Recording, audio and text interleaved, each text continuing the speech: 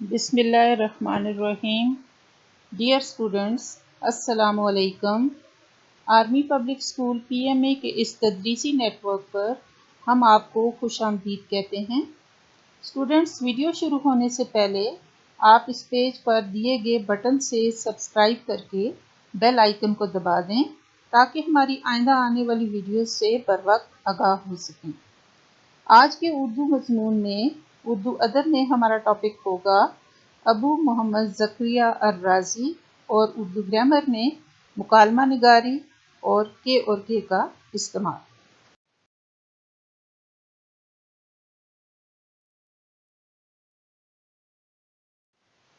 آٹھواں ہفتہ، جماعت ہفتم، مضمون اردو ادب، عنوان ابو محمد زکریا الرازی۔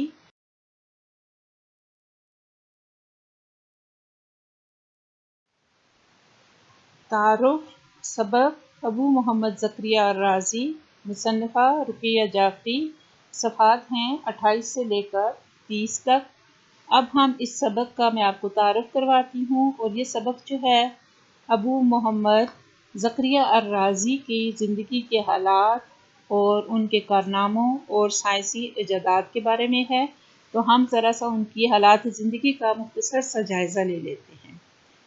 860 میں ایران کے شہر رے میں پیدا ہوئے اور اسی نسبت سے رازی کہلائے۔ رازی اپنے دور کے عظیم حکیم، دانشور اور ماہر طبیب تھے۔ معمولی تعلیم کے بعد زندگی بے فکری سے گزارنے لگے۔ وہ اپنا بیشتر وقت عود بجانے اور دوستوں کے ساتھ گھومنے پھرنے میں گزارتے۔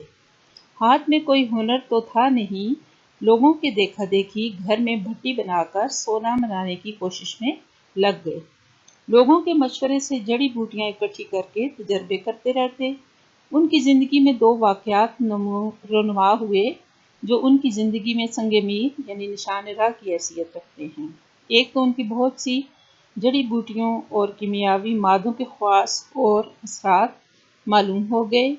دوسرا، ہر وقت بھٹی کے قریب کام کرتے رہنے اور طرح طرح کے کیمیاوی مادوں کا دھواں لگنے سے آنکھوں کا خراب ہونا۔ آنکھوں کا علاج کرانے کے عوض طبیب نے 500 سونے کی اشرفیاں طلب کیں تو چاروں ناچار انہیں دینی پڑی۔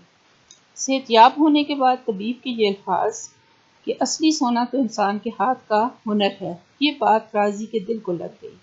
اپنے وقت کے ضیاع کا بہت شدت سے احساس ہوا، لیکن طلب صادق تھی، جلد ہی منزل کا نشان پا لیا۔ اس وقت ان کی عمر 38 سال تھی۔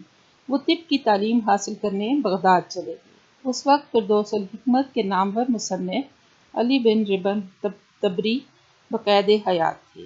رازی نے اس بزرگ سے طب کے تمام رموز سیکھے اور بڑی محنت سے اس میں کمال حاصل کیا۔ عود بجانے والا بے فکرہ نوجوان اب ایک ماہر طبیب بن چکا تھا۔ پھر رازی کی ملاقات اپنے وقت کے مشہور و معروف اور ماہر طبیب سرکاری اسپتال کے نگران علی بن سہیل سے ہو گئی۔ وہاں آپ ان کے معاون کی حیثیت سے کام کرنے لگے۔ اسی اسپتال کا تجربہ رازی کے مستقبل کی کلید تھا، اور پھر 61 سال کی عمر میں رے میں وفات پائی۔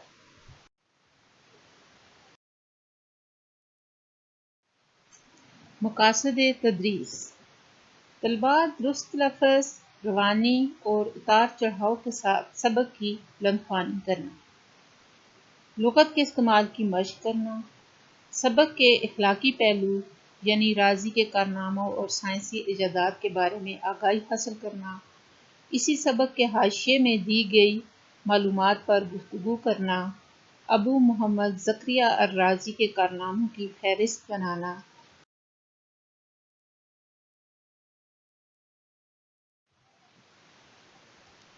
زبانی کام، انفرادی بلند خوانی۔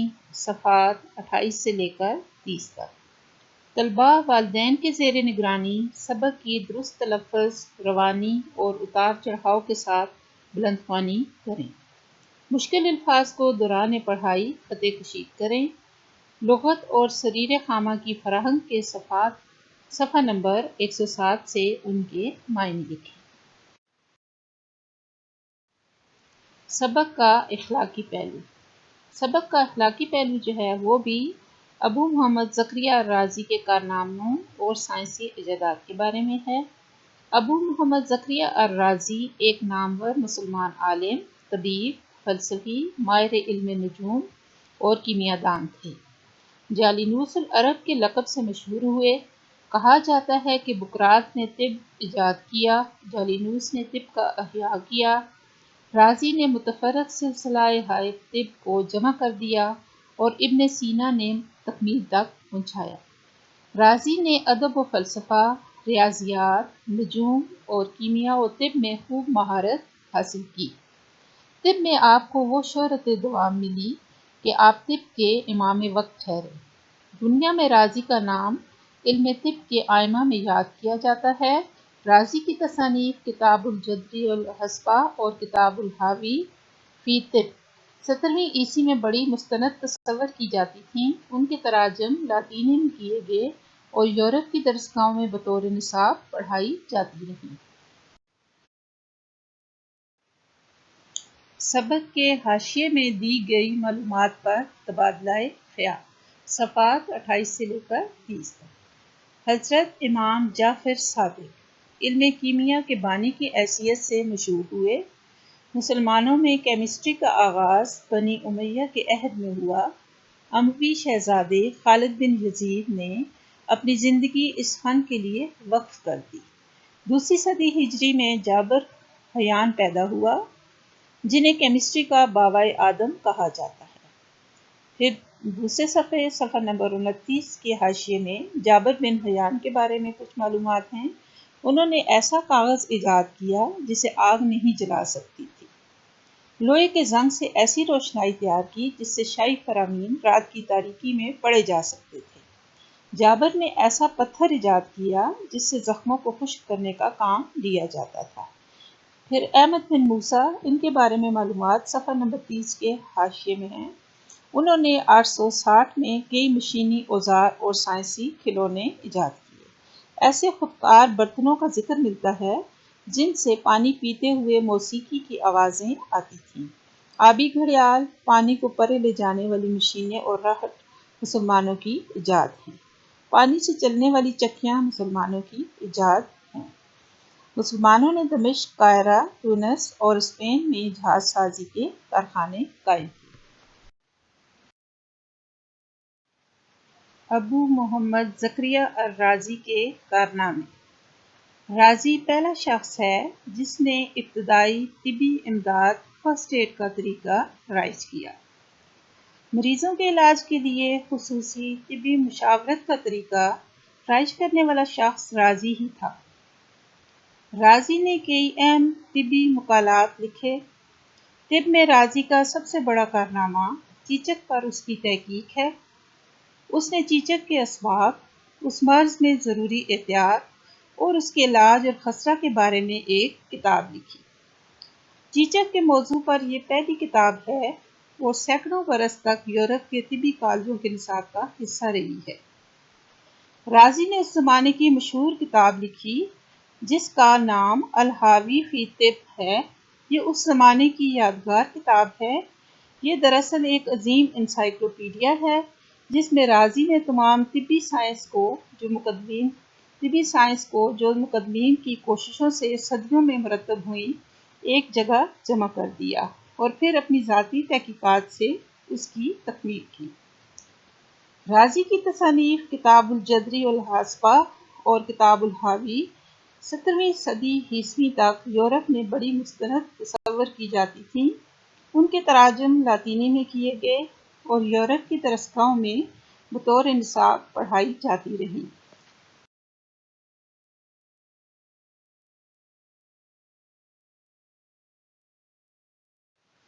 8واں ہفتہ اردو گرامر، عنوان مکالمہ نگاری۔ گرامر میں ہے کے اور کے کا استعمال۔ تخلیقی لکھائی، مکالمہ نگاری، اردو زبان و قواعد، صفحہ نمبر 42۔ اب تخلیقی لکھائی مکالمہ نگاری کے مقاصد تدریس ہیں۔ مکالمہ نگاری کے اصول و ضوابط کا احاطہ کرتے ہوئے موضوع پر اظہار خیال کرنا۔ مکالمہ نگاری میں فی البدیہہ جواب اور جملوں میں ترتیب و تسلسل کا استعمال سیکھنا۔ عام گفتگو کو قلم بند کرنا، کے اور کہ کے استعمال کا احاطہ کرنا۔ مکالمے کا موضوع ہے آپ اپنے کسی دوست سے پتنگ بازی پر پابندی کے حوالے سے گفتگو کر رہے ہیں اور ہونے والی گفتگو کو مکالمے کی صورت میں تحریر کیجیے۔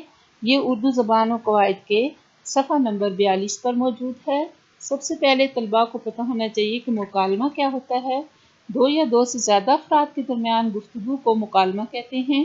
عام الفاظ میں اسے دو لوگوں کے درمیان بات چیت بھی کہا جاتا ہے۔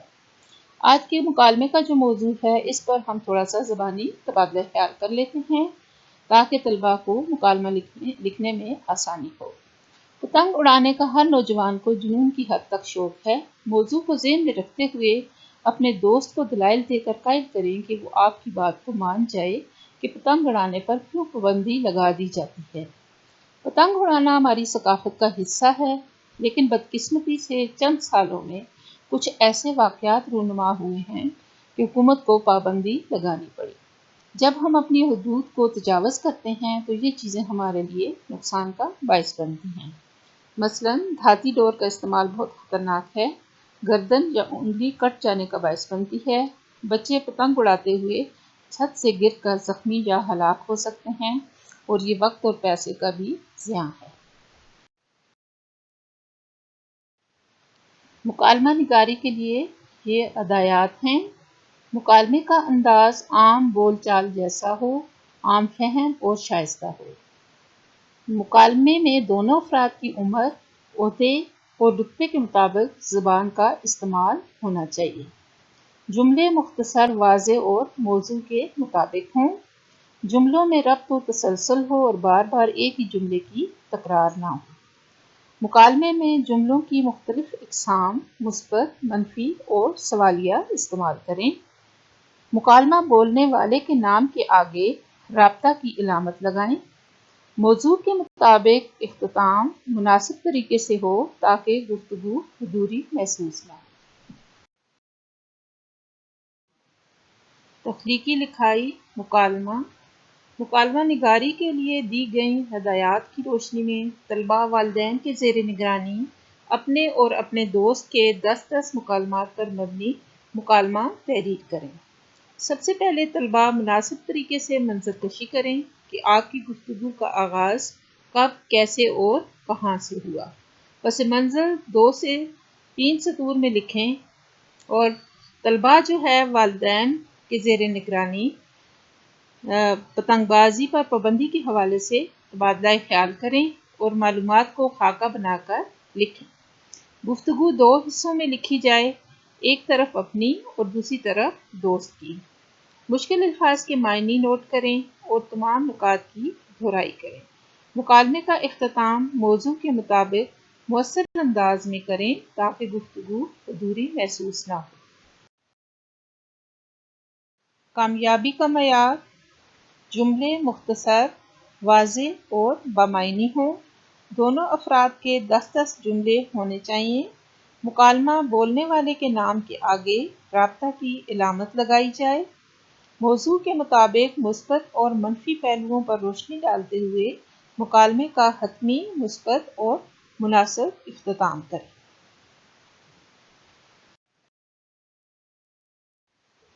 گرامر، تحریری کام: کے اور کے کا استعمال۔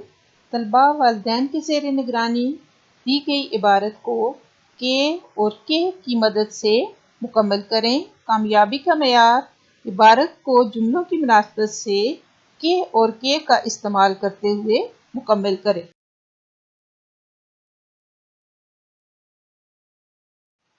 یہ تھا آپ کا 8ویں ہفتے کا اردو گرامر کا کام۔ آپ اپنی اسائنمنٹ دیے گئے ایڈریس student.apms.pk پر بھیج دیں۔ اب اجازت چاہتی ہوں، اپنا اپنے گھر والوں کا خیال رکھیے گا۔ خدا ہم سب کو اپنی حفظ و امان میں رکھے۔ خدا حافظ۔